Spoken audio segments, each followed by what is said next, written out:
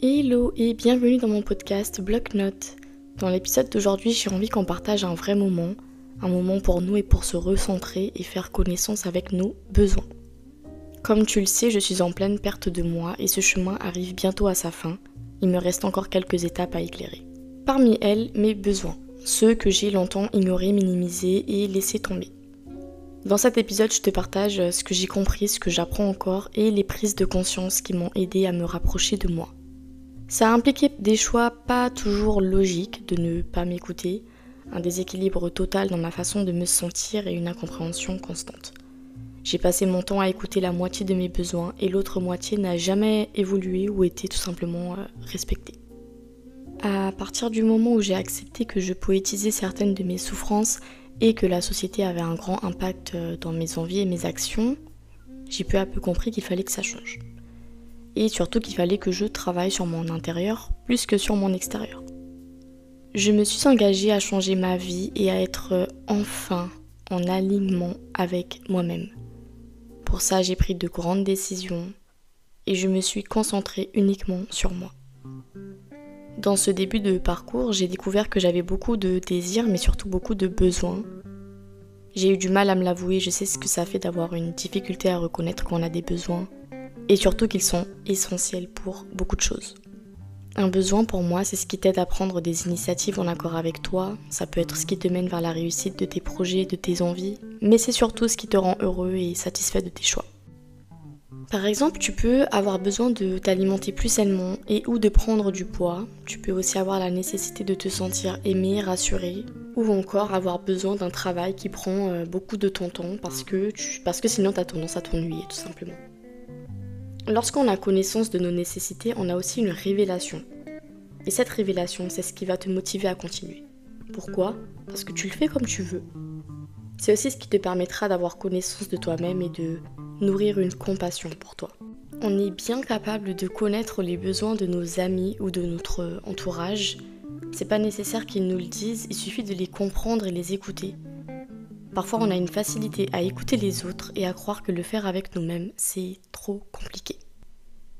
Lorsque tu offres un cadeau à ton ami ou lorsque tu lui achètes son goûter favori ou encore lorsque tu rassures cet ami dans ses moments difficiles, tu es en train de combler un certain besoin. Tu sais que la fois où tu as fait une de ces actions, cet ami était heureux et tu sais le faire au bon moment aussi.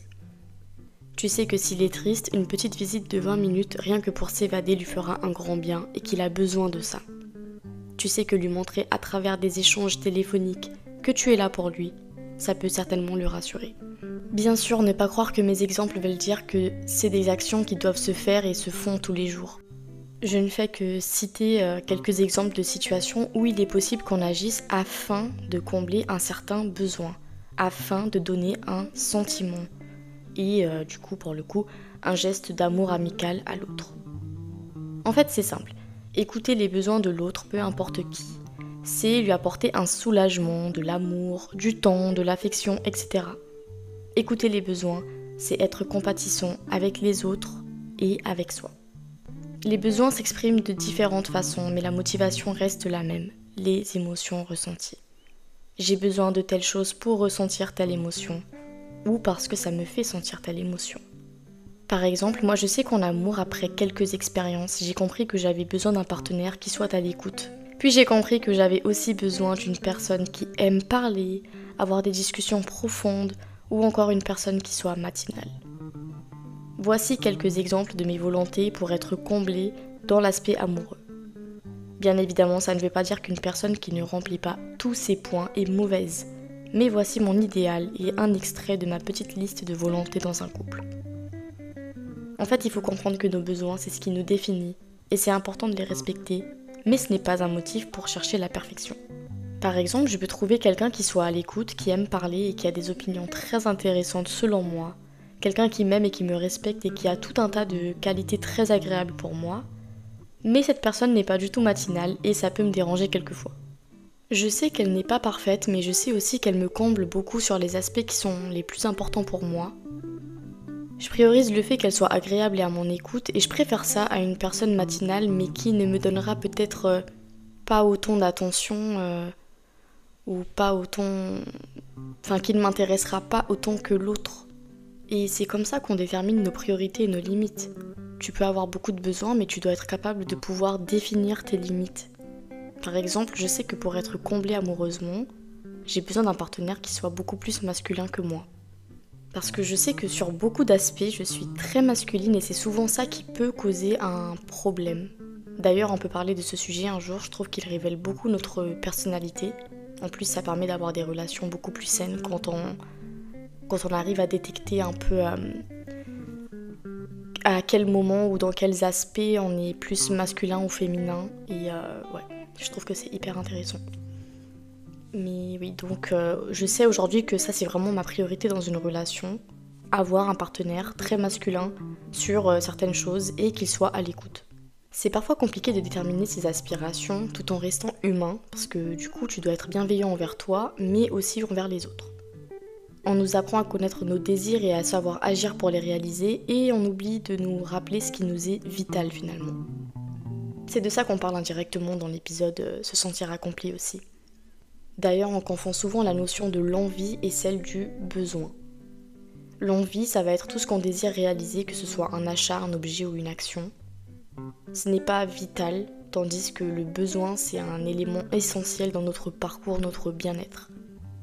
Alors moi, je pense qu'avant de vouloir réaliser un objectif ou accomplir quoi que ce soit, il faut déjà se sentir bien, comblé et surtout soi-même. Faisons connaissance avec nous en commençant par reconnaître nos nécessités. Je pense que connaître ses besoins, c'est ce qui nous permet de savoir où on veut aller et de quelle façon. Étant donné que je m'apprête à prendre une nouvelle direction, avant de franchir cette porte, je pense que je dois bien le faire. Je parle à mon nom, mais je sais qu'il est possible que toi, qui m'écoutes, tu doives bien le faire aussi. Pour cela, je peux commencer par te dire que j'arrive enfin à m'avouer que j'ai besoin de me prioriser, d'exister, que je nécessite d'être bienveillante envers moi et surtout que si je veux un changement positif, je dois comprendre mes besoins. Arriver là, ça n'a pas été facile, mais j'ai réussi et je veux que tu saches que tu peux le faire aussi. Tout le monde a son déclic, on s'entend. Le mien n'a été que maintenant et si tu n'arrives pas encore à comprendre certains de mes podcasts, c'est que ce n'est pas encore ton temps et c'est ok. De toute façon, je ne fais pas ça dans un but que tu te sentes comme moi et que tu agisses comme moi. Je fais ce podcast afin de partager mon parcours, mes expériences et montrer un peu de vulnérabilité dans ce début de vie d'adulte. On est tous dans l'apprentissage chaque jour et on a tous notre propre vie. Bon, on va diviser nos besoins en différents aspects. Ce sont les aspects que j'ai choisis en fonction de mes objectifs. Donc encore une fois, tu es libre de le faire comme tu le sens. Donc on a les besoins physiques, les besoins émotionnels, les besoins sociaux et les besoins professionnels. Les besoins physiques, ce sera tout ce qui peut être lié à la santé, tels que l'alimentation, le sommeil et les activités physiques par exemple. Les besoins émotionnels seront tous ceux qui désignent ce que l'on a besoin de sentir. Ça peut être un besoin d'affection, de reconnaissance ou de se sentir en confiance. Puis les besoins sociaux, c'est tout ce qui fait partie de l'interaction qu'on peut avoir avec les autres. Ça peut être le besoin de se sentir intégré ou encore tout ce qui est lié à nos besoins dans la famille ou les relations amoureuses. Et enfin, les besoins professionnels qui sont tous ceux liés à un bon déroulement dans l'aspect professionnel de notre vie. Les études, si tu es étudiant, les stages, etc. font partie de cet univers aussi. Connaître ses besoins, c'est se donner de la valeur et se respecter et c'est apprendre aux autres à le faire également. Alors il est important de bien les comprendre et les définir. Je te propose de te poser quelques questions qui sont celles qui m'ont un peu ouvert les yeux. La première question c'est « Comment je me sens ?» Elle peut être répondue comme vous le souhaitez. Et en fait ce qui est bien avec cette question c'est que dans tous les cas, elle va définir directement ou indirectement de quoi tu as besoin. Et surtout ta situation actuelle aussi. Enfin, dans tous les cas, oui, je pense que peu importe comment tu vas le répondre et à quoi tu penses pour répondre à cette question, ça va clairement définir ce que tu as besoin. C'est vraiment une question philosophique même, ouverte à tout type de réponse. Donc voilà, comment je me sens. Ensuite, on a qu'est-ce qu'il me manque. tu verras que répondre à cette question peut aussi te donner un aperçu de ce que tu veux et pas uniquement sur ce que tu as besoin. Et c'est très bien. N'oublie pas qu'on part du principe que connaître ses besoins, c'est d'une grande aide dans le parcours vers nos envies. Qu'est-ce que je veux ressentir ?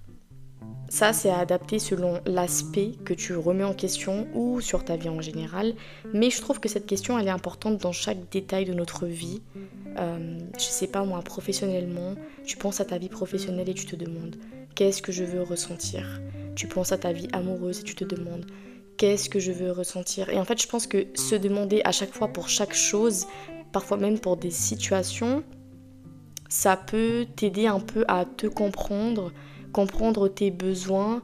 Et bon, ça on en parlera après, mais des fois ça aide aussi à savoir tes défauts indirectement. Bon, je pense que je vais un peu trop loin, vaut mieux que je continue et que je puisse m'expliquer un peu plus sur ce petit point-là. Mais bon, voilà, ces 3 questions qui sont celles que je n'ai jamais réussi à résoudre totalement. Parce qu'en fait j'arrivais à me les poser, à les répondre, mais c'était pas très honnête puisque je romantisais ce qu'il ne fallait pas. C'est pour ça que j'ai trouvé qu'il était essentiel de parler de ça avant d'entamer la question de reconnaître ses nécessités. Je sais aussi qu'il existe plusieurs facteurs, comme la société, notre culture, parfois nos lois ou encore notre entourage qui ne nous facilitent pas dans la désignation de nos demandes. Je voudrais ouvrir une petite parenthèse que je suis sûre que ça peut t'aider, notamment si tu es une femme, une fille, enfin voilà, t'as compris. En tout cas, j'ai l'impression que nous les femmes, on a tendance à ne pas écouter nos besoins, dans vraiment plusieurs aspects, parce que je peux même pas dire que dans l'aspect amoureux, c'est vraiment dans plusieurs aspects, et qu'il arrive même qu'on nous apprenne à lâcher prise. On nous apprend à accepter des choses qui ne sont pas normales, et donc on aura plus tendance à ne pas respecter notre valeur et à potentiellement développer parfois la poétisation de ces mauvaises choses. Enfin, voilà, je trouve qu'il y a aussi un problème dans la société où, ouais, je pense que c'est quand même un problème sociétal en vrai, enfin de genre et tout, qui fait que nous, on aura un petit peu plus de difficulté à savoir ce qu'on veut, enfin ce qu'on a besoin plutôt. Et parfois aussi ce qu'on veut, mais bon, là on parle de besoin. Enfin oui, on aura plus de difficultés que les hommes, c'est ça que je voulais dire. Ouais. En tout cas, je trouve que se poser ces questions ou d'autres questions que tu te fais sûrement sans y prêter beaucoup d'attention, c'est ce qui peut nous faire reconnaître qu'on a certaines attentes. C'est des questions que tu peux te poser globalement, tout comme tu peux te les poser d'une façon plus spécifique à une situation. En tout cas, c'est généralement ces réflexions que je me pose lorsque je ne sais pas trop quoi penser et quand je suis en doute. On peut aussi ajouter des besoins lorsqu'on vit un moment et qu'on se rend compte que telle et telle chose, donc au pluriel, nous font du bien ou le contraire. Et à ce moment-là, on peut aussi définir quelques limites et priorités. Par exemple, tu peux avoir une amitié avec quelqu'un de très sympathique, avec qui tu sors souvent et ça se passe très bien, et puis t'apercevoir qu'il y a quand même des comportements qui ne te plaisent pas ou qui te mettent dans un état plutôt négatif. Mais comme ça arrive pas toujours, tu vas pas tout de suite t'en rendre compte. Il m'est arrivé d'avoir une amitié très profonde avec quelqu'un qui répondait à beaucoup de besoins, mais qui était aussi source de beaucoup de problématiques. Autant je pouvais être moi-même, mais je devais aussi constamment me justifier sur des choses banales. Et avec le temps, je me suis rendu compte que je passais plus de temps à me sentir mal et à me remettre en question plutôt qu'à être tout simplement moi-même et à vivre l'instant présent, enfin voilà. J'ai pris du temps à comprendre quel était notre problème et à établir mes besoins amicaux.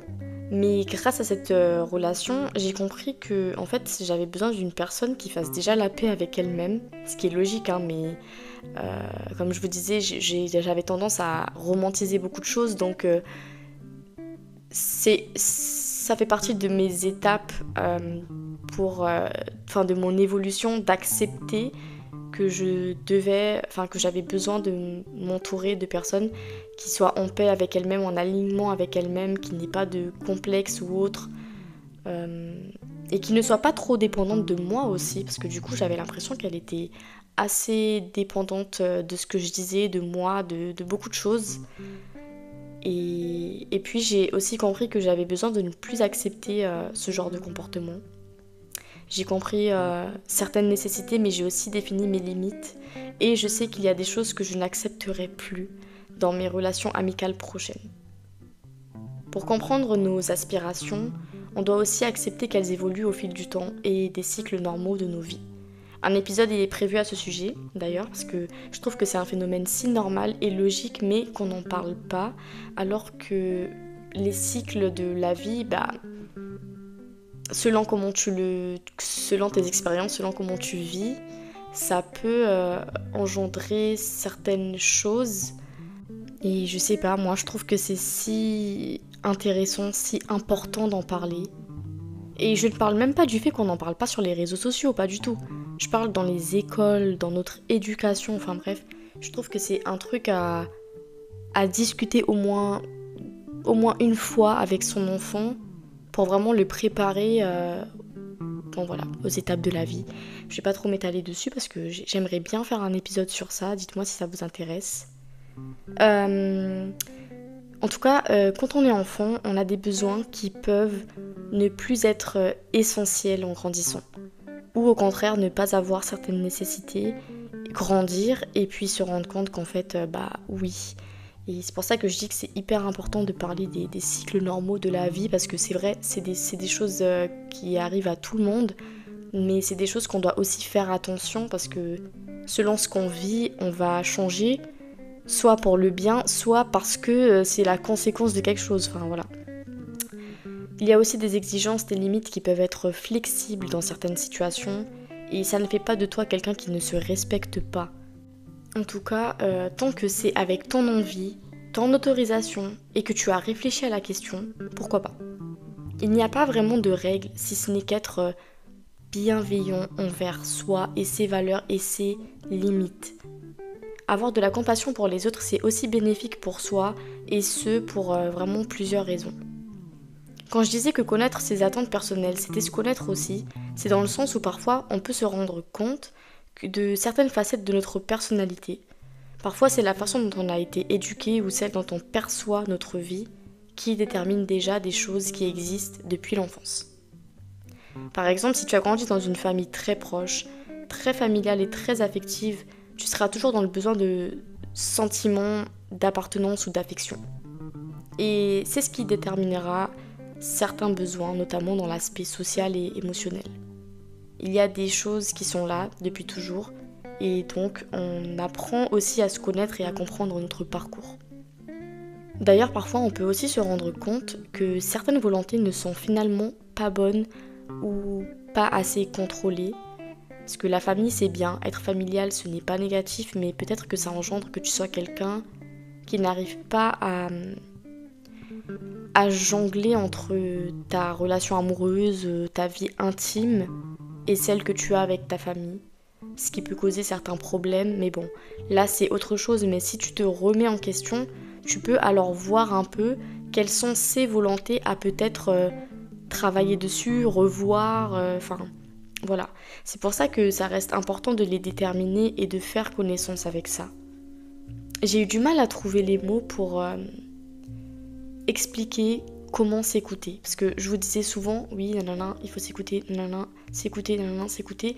Et puis après, je me suis dit, il faut que je fasse un épisode où j'explique comment s'écouter, mais finalement, c'est quoi s'écouter Parce que je sais que s'écouter, c'est plein de choses, mais je me disais, c'est quoi principalement s'écouter? Et puis, j'ai appris qu'il s'agissait tout simplement de nos besoins et de notre façon de les respecter. Au début, ce podcast, il devait s'appeler « Comment reconnaître nos besoins ?» Mais je pense que le titre actuel, il est vraiment mieux adapté. Parce que, en fait, quand tu fais connaissance avec tes besoins, quand tu acceptes que oui, tu as des besoins et que il y en a qui doivent absolument être respectés pour diverses raisons, c'est ça, s'écouter en fait. Donc voilà, j'espère que cet épisode t'aura révélé un peu quels sont tes besoins, tes priorités, tes objectifs aussi, parce que finalement toutes ces choses sont très liées et c'est la façon qu'on expérimente, perçoit et apprend qui va nous permettre de les saisir. J'espère que ça t'a plu et que tu donneras un peu plus, si ce n'est pas le cas, de l'importance à tes aspirations qui sont tellement essentielles. C'est un peu la racine de toute possibilité dans notre vie et pouvoir avoir un contrôle au moins sur ça, je trouve que c'est une force intérieure très puissante. Comment tu te sens? Qu'est-ce qui te manque? Et qu'est-ce que tu veux ressentir?